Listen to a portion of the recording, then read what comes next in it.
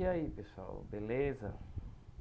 Então vamos aí dar início à resolução de algumas questões, sobre sintaxe da língua portuguesa e, consequentemente, relembrar alguns conceitos, que nós estudamos aí. Tá certo? Eu trouxe aqui algumas questões de concurso, que são mais complicados um pouco, requer um pouco mais de nossa atenção. Mas mesmo assim nós vamos conseguir fazê-las, bem detalhadamente, para que vocês consigam assimilar o conteúdo e revisá-lo. A primeira questão diz o seguinte, né?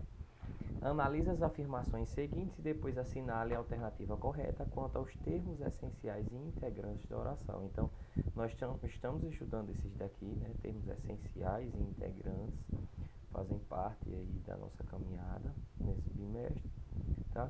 Da oração, quais são os termos essenciais? Nós temos que lembrar, tá? Os termos essenciais são justamente o sujeito e o predicado, certo? Sabendo que o sujeito é aquele ser sobre o qual se diz alguma coisa, por exemplo, João está cabisbaixo, certo? O sujeito vai ser o ser sobre o qual se diz algo e o predicado vai ser tudo aquilo que vai se referir a ele. Então, está cabisbaixo é o comentário do sujeito. O sujeito aqui que é João. Então, João é o nosso sujeito e está cabisbaixo o nosso predicado, certo? Então, nós vamos dar continuidade aqui. E sim, então temos os termos integrantes da oração, que são os complementos verbais, né? E o complemento nominal e o agente da passiva, tá? Nós vamos ver tudo com calma e bem detalhadamente. Aí nesse trecho, abre aspas, nunca encontrei um ateu sereno, fecha aspas. O sujeito eu está oculto e o trecho em destaque é o complemento objeto direto do verbo encontrar. Então vamos analisar aqui essa oração, né? Nunca encontrei um ateu sereno. Nós temos que partir do nosso verbo. O verbo aqui encontrei. A gente faz aquela pergunta: quem que eu encontro? Quem encontrou, né, um ateu sereno? Eu. Veja que o eu não está aí, esse pronome, né, que é o sujeito. Então, como ele não está, mas nós conseguimos identificar pela desinência verbal, tá? Então nós temos um caso de sujeito oculto, elíptico ou desinencial, tá certo? Então, essa proposição está correta, tá? Tá ok, certo? E o trecho em destaque é o complemento direto do verbo encontrar. O que é um objeto direto? O objeto indireto é o complemento daquele verbo transitivo direto, tá certo? Verbo transitivo direto, objeto direto. Os dois se ligam, se complementam aí. Então, quem encontra, encontra algo. Esse algo nós não tem uma preposição, esse complemento aí. Consequentemente, é um objeto direto. Então, a primeirinha aqui está ok. A primeira assertiva aqui, nossa primeira, está ok, certo? Então, continuemos aqui. 2. Ele foi antes de tudo um homem de ação e não um puro contemplativo. O trecho em destaque é o complemento objeto indireto do verbo ser. Nós temos que partir da análise do verbo, não é, pessoal? Então, lembrem-se que esse verbo ser, geralmente, ele é um verbo de ligação, porque ele não vai expressar uma ação, só está expressando a noção. Não é isso? Então, veja que ele foi, antes de tudo, um homem de ação. Nós temos aqui o verbo, né, o núcleo, que possivelmente vai ser o núcleo do predicado, mas nós temos que partir do verbo. Então, veja que esse verbo, ele não vai expressar a ação, ele foi, né? Antes de tudo, um homem de ação. Veja que um homem de ação está se referindo a quem? Está se referindo ao meu sujeito.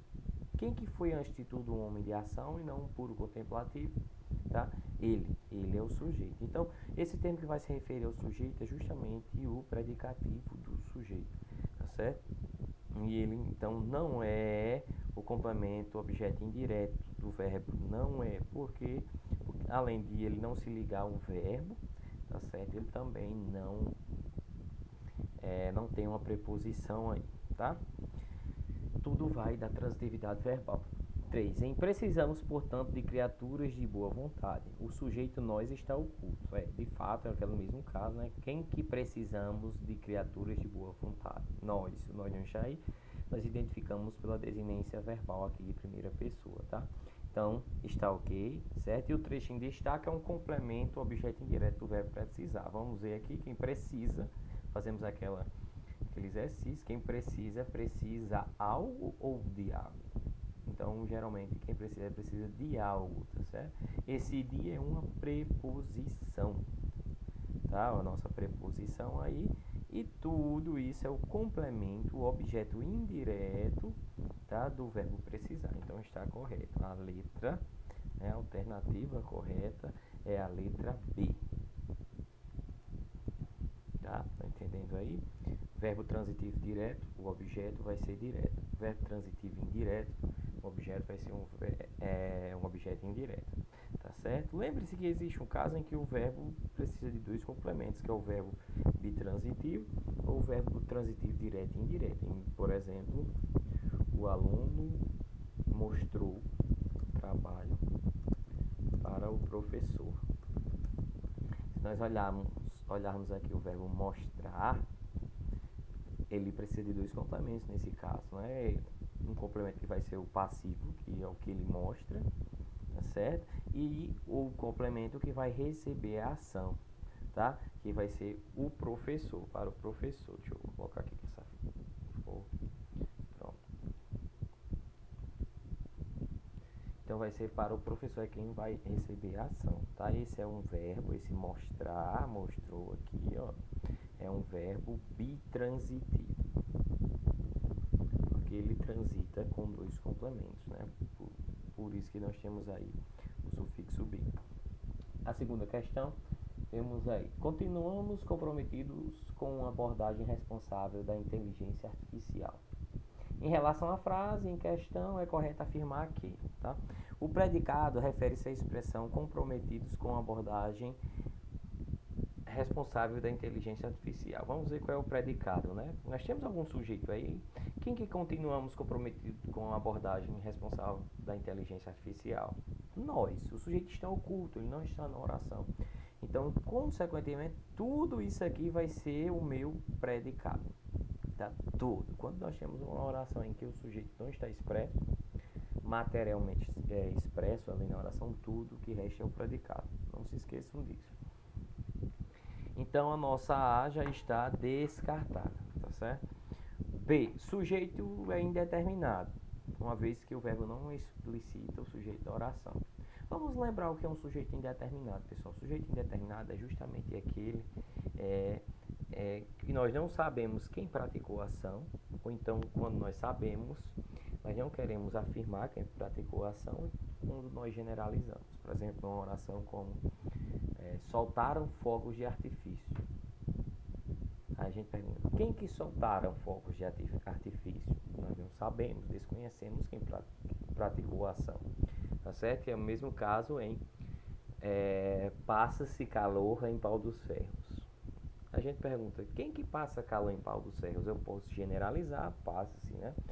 Por meio da partícula de indeterminação do sujeito, esse si. Posso também dizer que todas as pessoas passam, então eu não sei quem passa calor em Pau do Céu, enfim, são várias possibilidades de interpretação que só o contexto falará.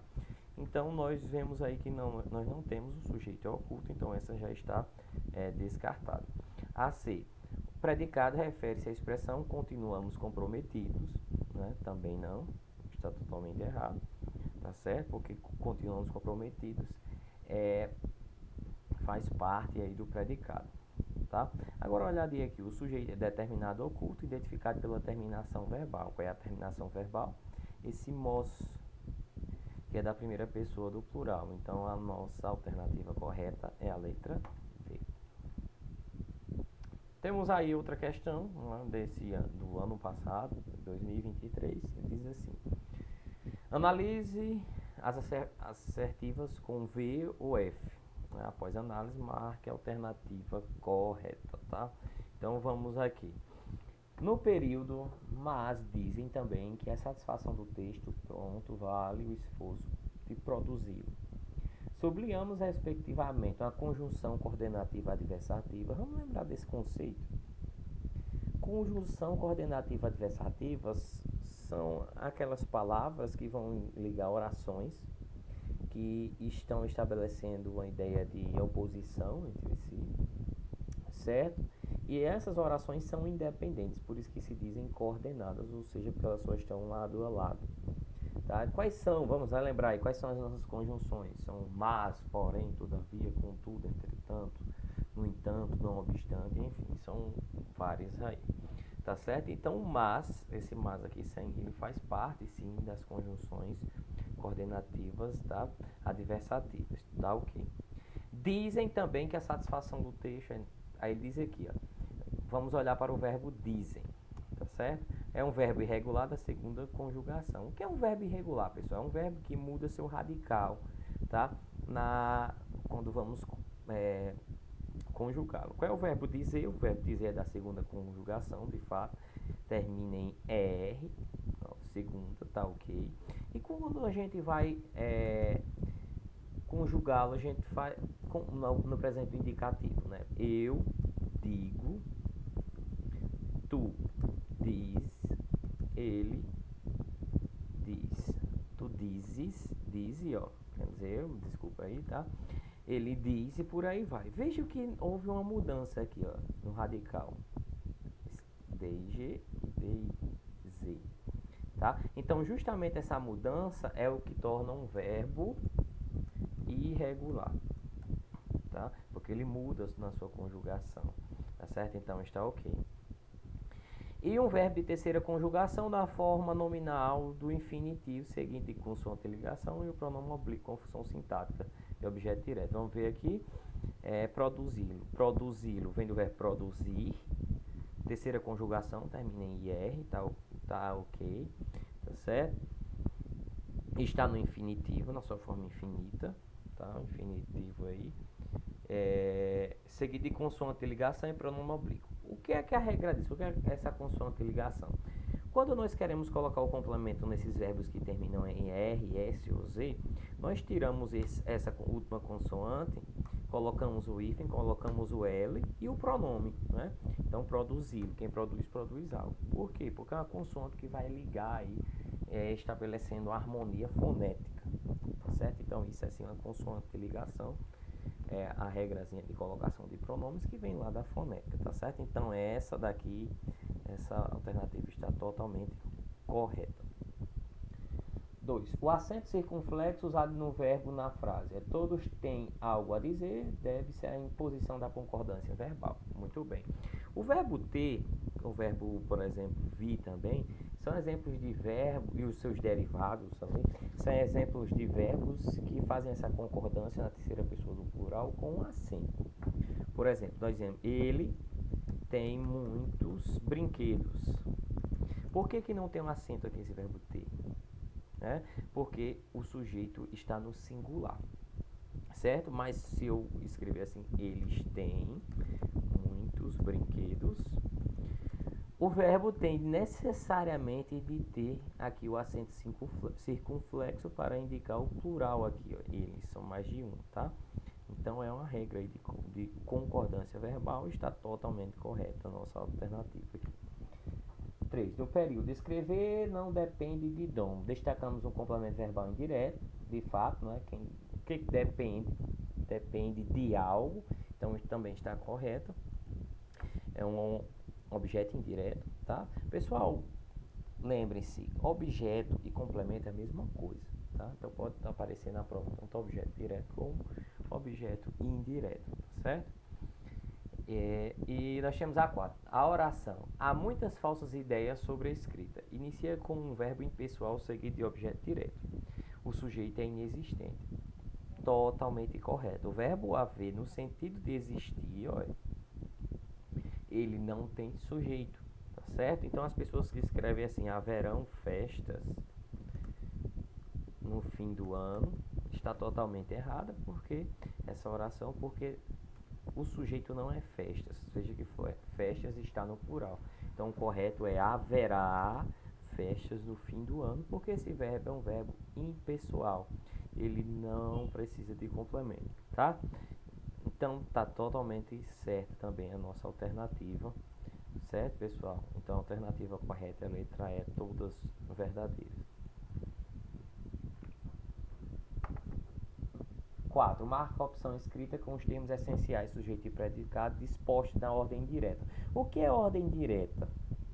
Ordem direta geralmente não é, é justamente quando a oração vem na ordem sujeito, depois verbo e seus complementos.